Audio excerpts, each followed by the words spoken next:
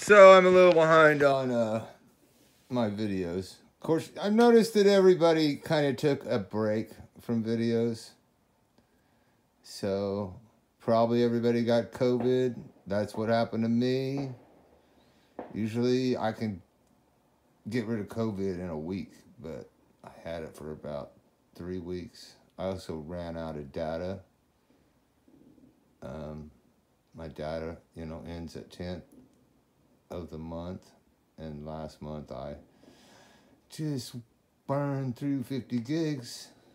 So anyway, back to restoring this old family Bible. This is what it's looking like right here. So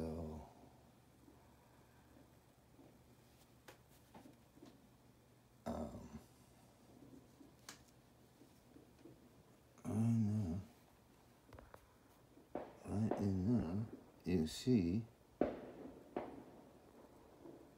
the red and white stripes because I put a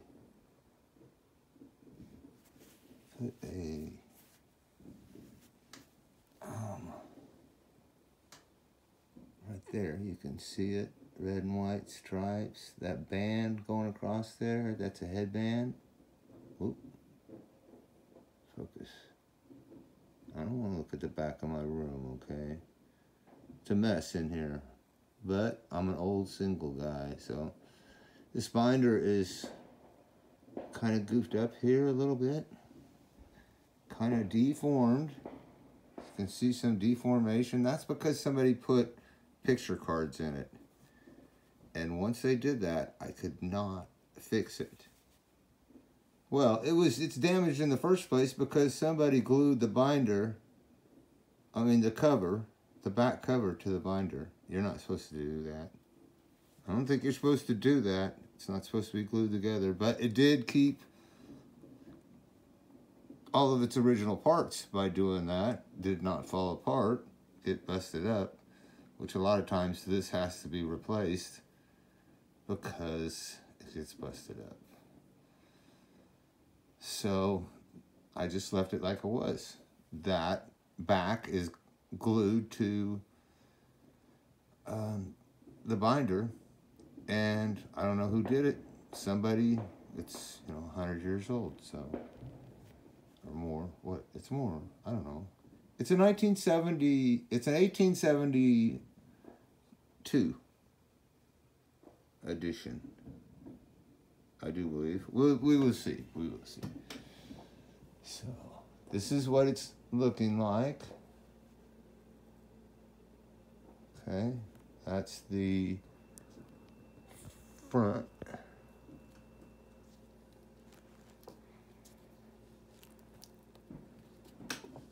And oh, it's heavy.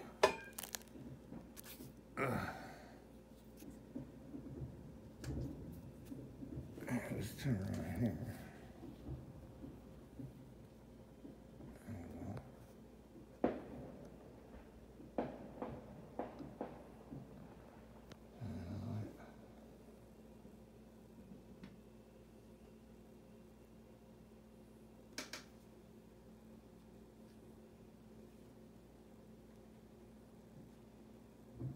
So there we go.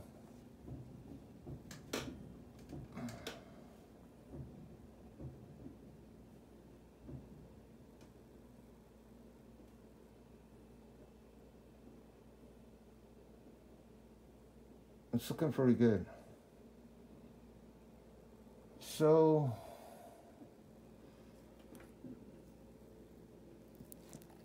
it's heavy. So I guess this product review also. So cat hair. That's some cat hair. Krylon Kmar varnish for delicate items. There it is, it's glossy. I use about 3/4 of it. So I got a quarter left that I could use. It took about, I don't know, maybe a couple, 2 or 3 weeks to dry. 2 or 3 weeks to dry. So I could do some more work on the binder. I could. Just covering up my work here. You know, put a strip across here to cover up what I've been doing to it. Although it's kind of interesting to be able to see where I've added in a string right there. And a string over here. And then I just closed it up too early. So I added in this strip. This strip that goes right across there. That's where they had the pictures. It was all stuffed in here. I put in this. This is linen and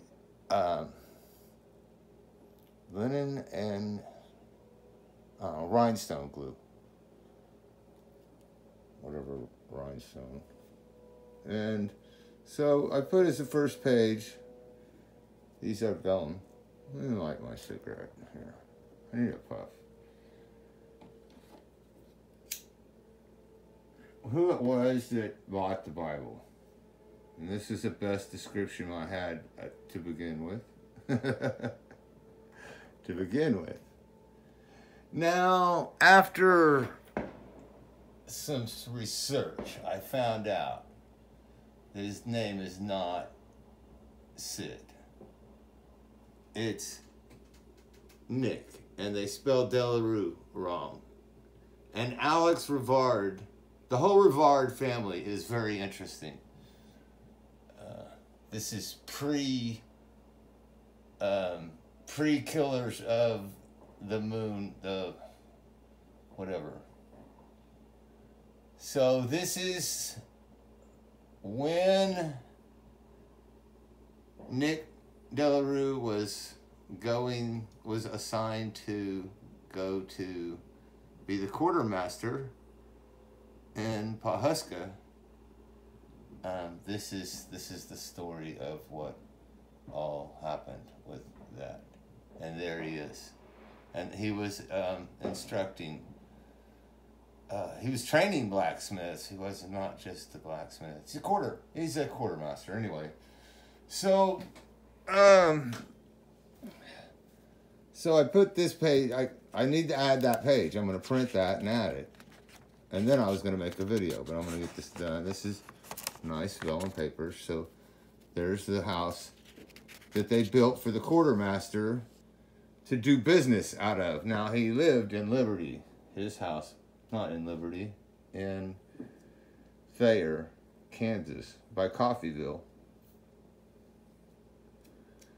on Montgomery Street, Montgomery Road, down from Coffeyville. Montgomery goes straight into Coffeyville, pretty much. It leads you up to Independence, kind of, anyway. So I put this in here, and this is a description of what a quartermaster is, so that people are not mistaken and think this guy is just a blacksmith. No, he's an army man. He's a civil army guy. So, because here's his pension. Okay. So that's who he bought. This is Sarah, who he bought, and spelled Delareau wrong. There he is. Guess I decided I wanted to put 2 copies so you could be read. This is blacksmithing, farmer duties commonly fall under the quartermaster department, both military and civilian. So this is just more explaining he's not a blacksmith, he's a quartermaster. And somewhere, I think, I hope, I will find his ledger that right now is lost. It's kind of interesting to look at how after the Civil War they chopped up the properties so we wouldn't have big plantations.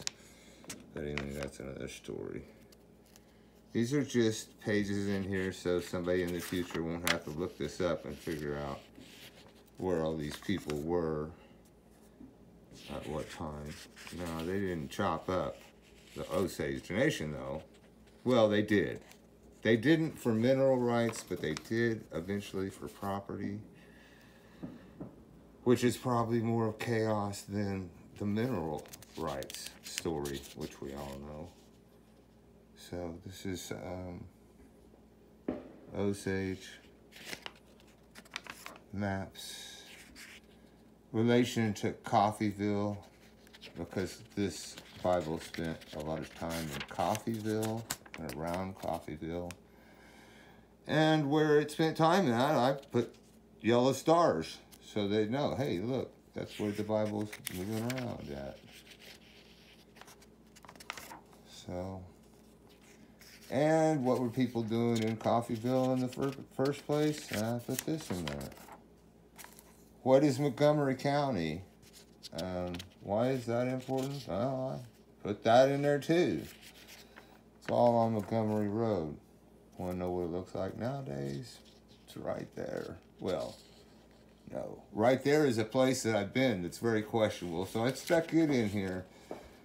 I think that is the Thompson's house, and I've been there, and it's wild. It was wild. It's all torn down now. It's fell down, it looks like. This is Liberty, I think. Liberty. Then, of course, I had these describing the mothers, because it's a Mother's Day family Bible. It means it passes down from one mother to the next. So, some of these I posted on YouTube before. I added all this information. This is my grandma, Sylvia Baker, and this is all her brothers and sisters. They all lived in pretty close to Ponca City, Cleveland, and this is her husband and her grandpa, and where they're buried and stuff. There's Sarah Delareau. It's actually spelled correctly in this one. Sometimes it's spelled correctly, sometimes not. Sarah with one R, okay? And, you know, just stuff. That's what it looks like to be a blacksmith. And this is a homestead from James Carmichael, which is around the same time, kind of. I'll get back to that. So then we enter the Bible. Scoot it over. Okay. Now, there's some pages up front that I think, I don't know. Well, all right, I got a lot of blank pages. That's kind of cool. Old blank pages. And then there's some picture Bible stuff that it seems like, oh, I have one of these sheets. I didn't do it. This is page 2. And this is page 1. So this first sheet is backwards. But then it leads into a picture stuff that was all torn out. So it has pictures. And I don't have to be as delicate with this Bible as I did the other one, because this Bible didn't spend its life in a funeral parlor like the other Bible probably did. This was at the house. The other Bible would be at my great-grandfather's funeral parlor, furniture store and funeral parlor, furniture manufacturing. So here's I guess it's kind of a picture concordance or something. This is probably a lot of where they say they use this for a teaching Bible. There's a lot of explanation of what stuff is. And, of course, maps. So anyway, you go through this. There's a whole lot of this. Whole lot. Whole bunch. A lot. Just lots of it. I think I'm even in the Old Testament now. Nope. Here's Genesis right here. Finally, you get the Genesis, and then you get Old Testament. It's all in good shape. I can turn the pages, no problem. All papers, all good. Still come up with a lot of great pictures. Okay. Let me peel through this. Peel through here. I have to move the Bible over a little bit. Peel through a lot. Peel through a lot more. Looks like I marked Job for some reason. I just randomly put it in there and hit Job. Not weird. Oh my. Somewhere we get right through. Here's the Apocryphas. And then after the Apocryphas, the family section. So the first page of the family section is blank. The next page is Nicholas Pedman Delareau. Nicholas Pedman Delareau. And the date, 1823. And Loda. Now Loda is Sarah's daughter who married a guy up in Coffeyville, and they moved to Cleveland, and they had 12 kids. The oldest one was my grandma Sylvia, who is not in this list. These are lists that go back farther, that I don't really even understand these names. Maybe I will. I do know the Johnsons because that's Sarah Johnson, who married, that's Nicholas Delareau's wife, who the book was for. And Lola was born in Thayer, Kansas, and then moved to Pawhuska and lived there for a while with her mom and dad. Well, actually, they had two houses, so she probably still lived in Thayer while Dad was in Pawhuska. She probably spent both places, probably. Probably spent more time in Pawhuska. So that's all that's in here. So we have to fill in a whole lot of stuff. I think we're going to probably fill up this whole page with stuff that's happened since then, and add photos. So there's where it started, and then we're just going to keep it on going. with, well, let's see, Sylvia, my grandma, my mom, Giselle, my wife, Tammy, my daughter, Tiffany, and my granddaughter, Tiana, and Ray Ray will all be added over here. And then I will add photos. I will add photos of them to the new photo section. Oh. Is that the part where they had hair? Somewhere in here there's some hair.